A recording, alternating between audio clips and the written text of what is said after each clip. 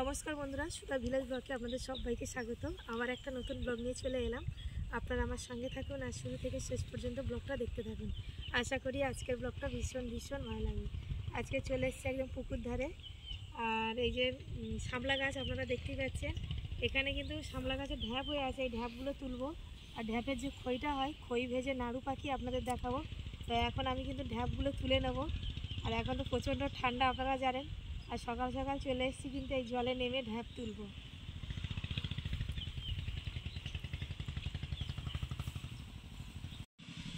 তো এই যে নেমে পড়েছি, আর এই যে দেখুন একটা ঢ্যাপ কিন্তু আমি দেখতে পেয়েছি। এটা এখন তুলে নেব। এইগুলোই হলো এই যে শামলার গাছের ঢ্যাপ। এই ফুলটা থেকেই কিন্তু ঢ্যাপটা হয়। আর এই থেকে যে বীজটা হয়ে গেল, এই বীজ থেকেই আবার গাছ বেরোয়। তো এখন এই যে তুলে নিলাম, আর দেখবো আরও কতগুলো আছে, এগুলো সব তুলে নেব। এই যে জলে নেমে পড়েছি, আর প্রচণ্ড ঠান্ডা। আর এই যে দেখুন ঢ্যাপ তুলতে নেমে গেছি। ঢ্যাপগুলো কিন্তু একটু জলের মধ্যে আছে, তো কালো কালো হয়ে গেছে। একটু পরিষ্কার করে নিই। আর এই শাপলা গাছের ফুলে থেকে কিন্তু ঢ্যাপগুলো হয়। আবার এই বীজ থেকে পড়ে আবার গাছ কিন্তু তৈরি হয়। তা এখন আমি কিন্তু এগুলো এরকম করে পেরে নেব। সোনা চুবড়িটা দাও।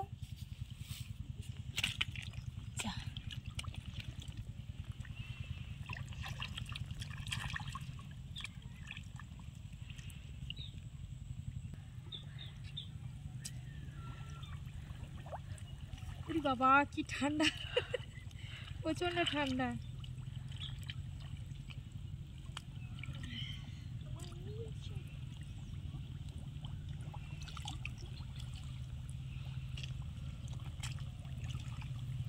এই দেখুন এটা কত বড় একটা। এই একটা অনেক বড় পেয়েছে। এটা মনে হচ্ছে এখনো পাকেনি। এর ভিতরে সামনে দানাগুলো যখন দেখবেন কালো কালো, তাহলে জানবেন যে পেকে গেছে। কিন্তু এটা দেখবেন এটা পাকেনি, এটা লাল আছে দানাটা। এই যে দেখুন লাল, এটা কিন্তু হবে না। একদম পুরো এর ভিতরে দানাটা পুরো কালো হয়ে যাবে, সেইটাই কিন্তু ভালো হয়। একবারে দেখাচ্ছে, এই যে দেখুন এই তো একটা বড়। এটাও লাল, এটাও পাকেনি, এটাও পাকেনি, লাল আছে। এই একটা, এটা মনে হচ্ছে পেকে গেছে। দেখি কি হয়। হ্যাঁ, এইটা কিন্তু বীজটা কালো। এই যে দেখুন এরকম কিন্তু কালো হবে, তাহলে জানবেন তাহলে পেকে গেছে। এই যে, আর এতেই কিন্তু ভালো খই হয়।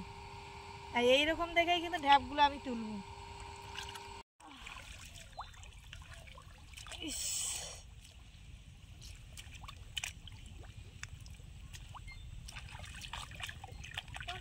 ছবি দেখুন এটা কত বড়, কি ঠান্ডা লাগছে। এই যে তুলে নিলাম। আর এটা কিন্তু পাকেনি, এটা কিন্তু কচি আছে, এই জন্য এটা নিলাম না। ওর ভিতরে দানা কিন্তু লাল। আর এই পুকুরটা কিন্তু ছেঁচা হচ্ছে, মোটর বসিয়ে দিয়েছে।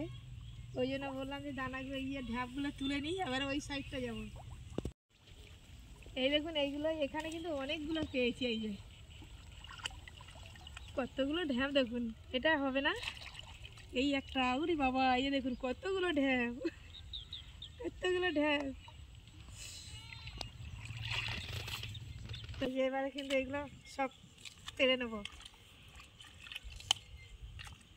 অনেকগুলোই পেলাম। এই যে দেখুন, আর ওই দিকটা যাব। দেখুন এটা কিন্তু মাছে কিন্তু খাবলা খাবলা খেয়েছে, খাবার অভাবে কিন্তু ঢ্যাপ ছিঁড়ে বীজগুলো বের করে খেয়েছে।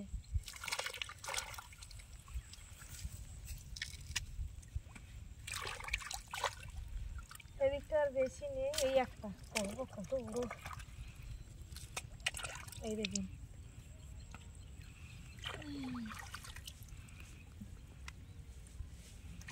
লাল। দেখুন এতগুলো কিন্তু আমি ঢ্যাপ তুলে নিয়েছি, আর পুরো হাঁপিয়ে গেছি, ঠান্ডা লাগছে। তো এখন এবার বাড়ি চলে যাব।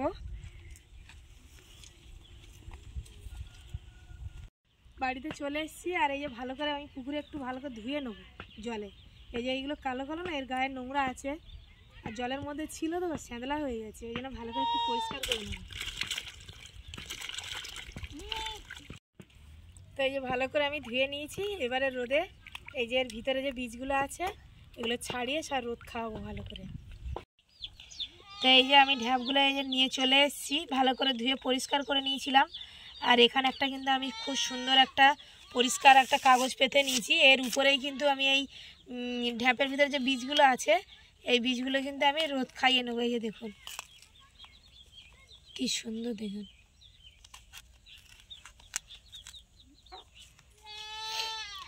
আমি এরকম ছুরির মাথাটা দিয়ে বের করে নেব, পরে আবার এইগুলো আবার পরিষ্কার করে ফেলে দিতে হবে। এগুলো এইভাবে বের করে নেবো। আর দেখুন বীজগুলো একদম কিন্তু পেকে গেছে, পুরো কালো হয়ে গেছে। এই বীজগুলো কিন্তু একদম শক্ত। ভালো করে কিন্তু আমি 2 দিন 3 দিন রোদ খাইয়ে নেব এই ঢ্যাপের এই দানাগুলো।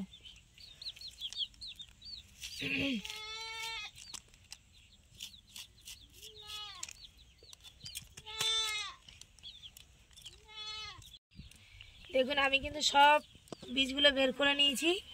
আর এই যে সাদা সাদা এগুলো কিন্তু একদম পুরো সব শুকনো হয়ে গেলে তখন কিন্তু পরিষ্কার করে বেছে নেবো। এখন কিন্তু পরিষ্কার করে বাছতে পারবো না, এই যে দানাগুলোর মধ্যে কিন্তু মিশে গেছে, তখন শুকিয়ে গেলে পরিষ্কার করে বের করে নেবো। আর এইভাবে কিন্তু আমি রোদে মেলে দিলাম, এটা 2 দিন এইভাবে রোদ খাওয়াতে হবে। 2 দিন পরে আপনাদের সঙ্গে দেখা হবে। এই যে দেখুন আমি কিন্তু 2 দিন পর চলে এসেছি, আর ঢ্যাপের দানাগুলো কিন্তু একদম শুকিয়ে গেছে, দেখতে ঠিক একদম সরষের দানার মতো লাগছে। তো আমি এখন বালিতে মানে সাদা বালি নেব, সেই বালিতেই কিন্তু ভাজবো এই ঢ্যাপের দানা। তাহলে এখন চলুন উনুনের কাছে চলে যাই। দেখুন উনুনটা আমি জ্বালিয়ে নিয়েছি, আর এদিকে এই যে সাদা বালিটা দিয়ে দিয়েছি। আর বালিটা গরম হয়েছে কিনা আমি একটু ঢ্যাপের দানা দিয়ে দেখছিলাম। তো এখন কিন্তু আমি গরম হয়নি ভালোভাবে, বালিটা গরম হলে তারপর কিন্তু ঢ্যাপের দানাটা এবার ভাজা শুরু করব।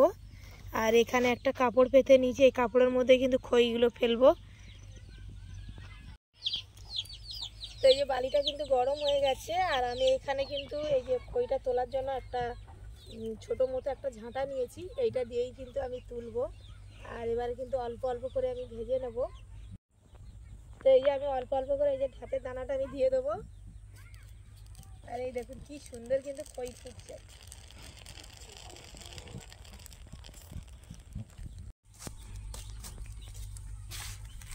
এই যে আমি অল্প অল্প করে দেবো, আর এইভাবে কিন্তু ভাজবো। আর এই দেখুন কি সুন্দর কিন্তু ফুটছে। তাড়াতাড়ি তুলে দিতে হবে, না তো একদম পুড়ে যাবে। এই যে আমি ঢ্যাপের দানাটা কিন্তু দিয়ে দিলাম, এবার এইভাবে কিন্তু এই যে ভেজে নিচ্ছি। আর কি সুন্দর দেখুন ফুটছে।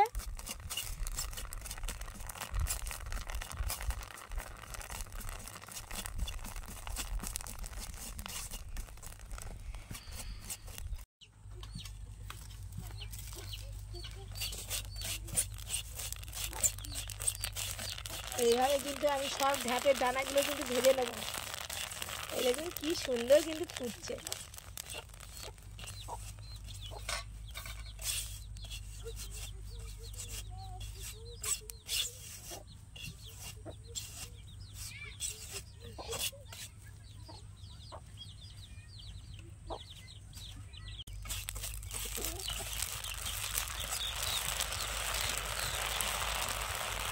ও কি সুন্দর।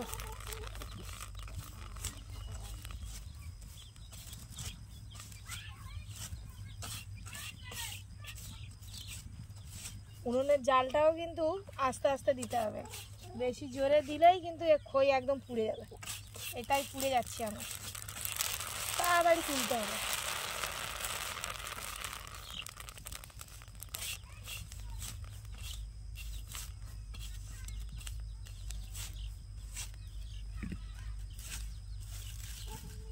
আগে আমার মা ঠাকুমারা এইভাবে আমাদের ঢ্যাপের খই, ধানের খই ভেজে আমাদের নাড়ু পাকিয়ে দিত, বেশ ভালোই লাগতো খেতে। তো ছোটোবেলার কথাগুলো এখন ভীষণ মনে পড়ছে।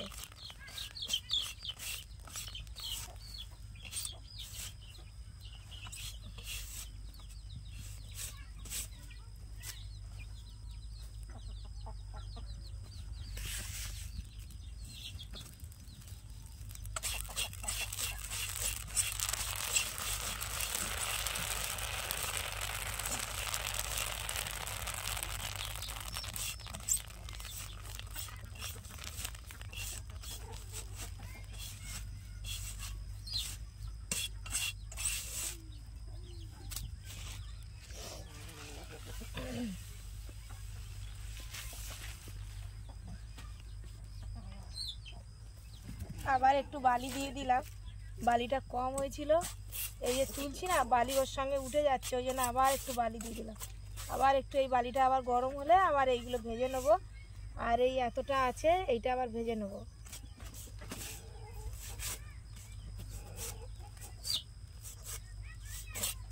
এই যে এর ভিতরে যে বালির ভিতরে একটু নোংরা নোংরা মতো ছিল, এই জন্য এই ধারে এইদিকে ফেলে দিচ্ছি। এই দেখুন কতটা ভাজা হয়েছে, দেখুন আর অল্প কিছু আছে, ওইগুলো ভাজলেই হয়ে যাবে। আর দেখুন এর ভিতরে কিন্তু এখন পুরো বালি, পুরো ঠান্ডা করে নিয়ে তারপর কিন্তু চেলে নিতে হবে। তো এই যে আমার কিন্তু সব কিন্তু খই ভাজা হয়ে গেল।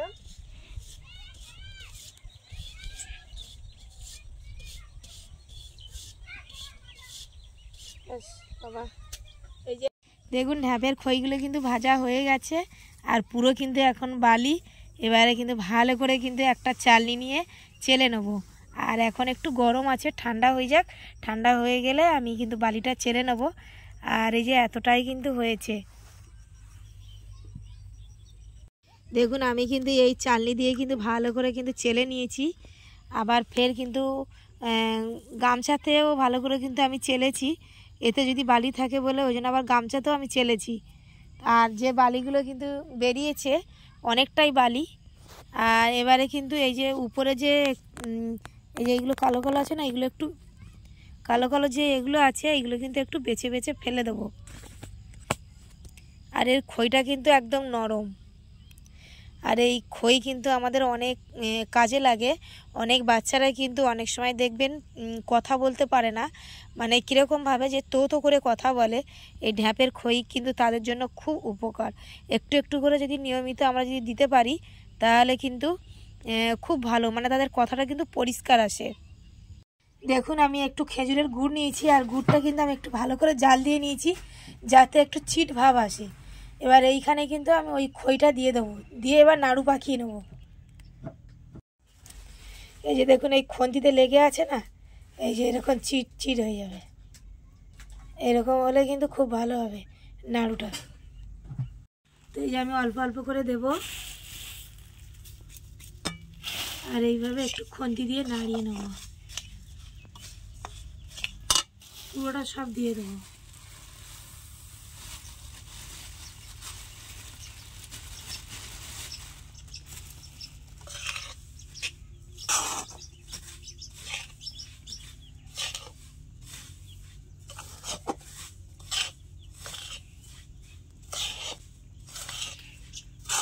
ভালো করে একসঙ্গে সব মিশিয়ে নেব, নিয়ে গরম গরম অবস্থায় কিন্তু নাড়িটা পাক দিতে হবে।